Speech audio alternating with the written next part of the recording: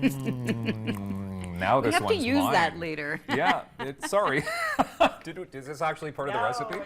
Good. It's a I'm prop. hungry. You're eating the props now. That's okay. Does it taste like plastic? They pay me in props, and I don't mind. Korey Kealey, look, the corn is flying out of my mouth now.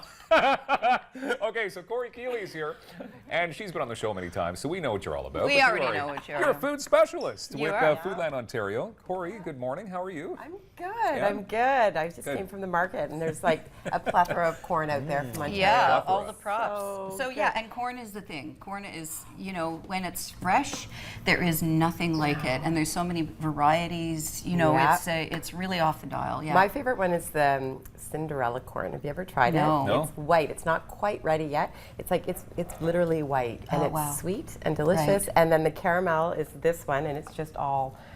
It's just a light caramel color. Again, super sweet. Yeah. And then that one that you were chewing on that's a peaches and cream. And Oh, that's so the it's more good. traditional one that you see. It's a little Right. bit white, a little bit of the darker. Well, it's tasty, but I was also going to ask you, because when I grew up in Vankleek Hill, there was a term called cow corn. Yes. Yeah. So is that still like a thing? I think the cow corn is like once it's kind of past its prime, it gets quite tough. So Wow. you're not necessarily going to want to eat it. And it's not as tender. 12 years in Australia, and I can tell you that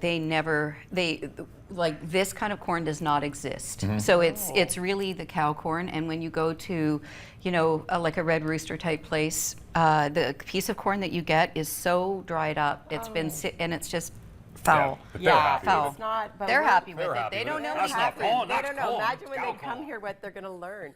So, what can you do besides just like boil it and cook it Yeah. with butter on it? Like that Right. is amazing. But you can also, when you're buying so much, you kind of want to maybe get it stored in the freezer.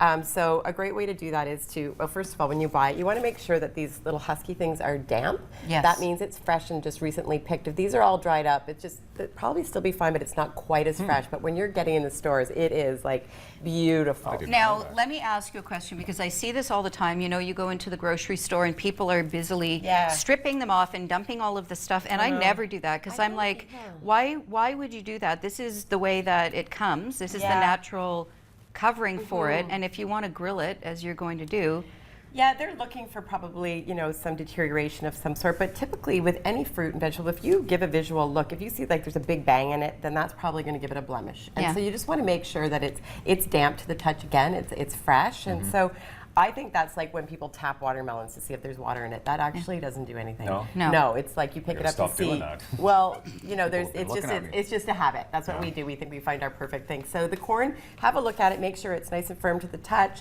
These things are damp. Pull it open a little bit if you want to see if there's if this is all brown or something, then Right. you don't want it. But I don't think you have to go through the whole business, but to each his own.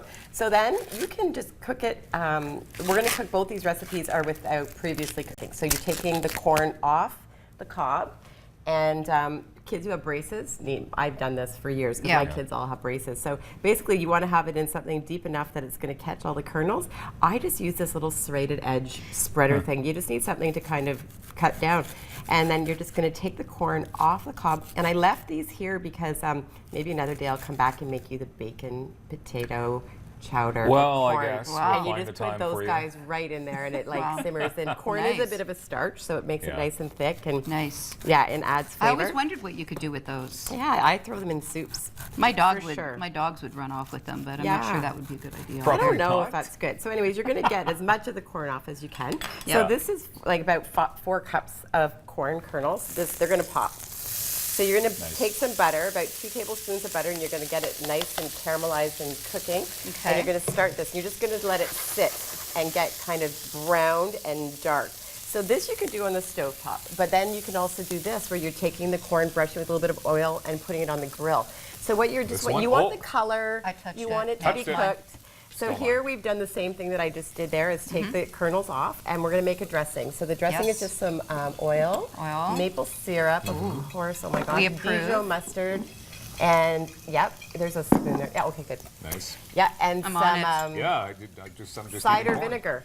And then we're going Right. to put in our corn, about 4 cups, maybe, 4 cups-ish. I might swap And then implements here. cherry tomatoes. And when you're, corn is obviously very little bites. So when you're making a corn salad, and it's the feature of the salad, you're Yep. going to want the other pieces that you put in kind of equal size. You don't want it Yes. overpowered. So we've got some red onion there, some celery that's finely diced. these amazing. cherry tomatoes. I ended up quartering wow, them it's because they smelling were great. pretty big. Yeah. And then edamame beans that you just have in your freezer, Nice. and they're just kind of you put And you them can buy on some- those bulk at Costco or Yeah, you wherever. can get those wherever, and they're great. These are protein, so this is like a vegetarian salad, but you've got Vegan, the protein yeah. from the beans, and then the delicious vegetables. And look the at how colorful it is. Like It's we so eat fresh. with our eyes first, and you Yes. see that, and you kind of think, I want Dylan that. doesn't even care. He I will just- put it in his mouth the Look at- minute that I he don't even sees chew. it. I just. Yeah, you don't. That's so No, easy, I've eh? seen But a it. lot of kids, though, I mean, young people are. Some people just don't like the corn on the cob. No, Yeah, My but when daughter- you and do it that's like how this- easy it is to take it, just take it off. Yep. But you must have noticed as well by serving it this way that this probably goes a lot quicker, because they don't even realize it's corn sometimes because they don't they're have to just- chew on it, right? Yeah, no. Well, see, we have no problem with now we have our braces off. Everyone will eat that. But Yeah. a lot of times when there's a vegetable or fruit presented and someone says they don't like it or they don't, Yeah. you have to kind of ask why. Like what Right. part of it? So like a peach. I don't like the fuzzy stuff on it. I don't either. But if you run under hot water, that comes off and then I'm totally fine. So there's just ways right. if you can identify what it is. If it's they don't want to bite into something, if their teeth are sore, just take it off the cob and it's perfect. Sure. And you get it into them. All right, so we have one So minute then this left, is really so we're quick. gonna So throw this basically, this together. is caramelized, same way we're cooking it slightly. Okay, this is really unbelievably delicious. So we've got 4 cloves of garlic, 2 green onions chopped up, and then you're adding some smoked paprika and a little bit of chipotle sauce. I need Nice. your little spoon over There's- there, or your okay. whiskey thing. Yeah. And then we're going to put in some water and mayonnaise and Parmesan cheese and Wow. tomatoes. And it's a creamy, I'm delicious, just going to throw this in 'cause we're amazing, running out of time here.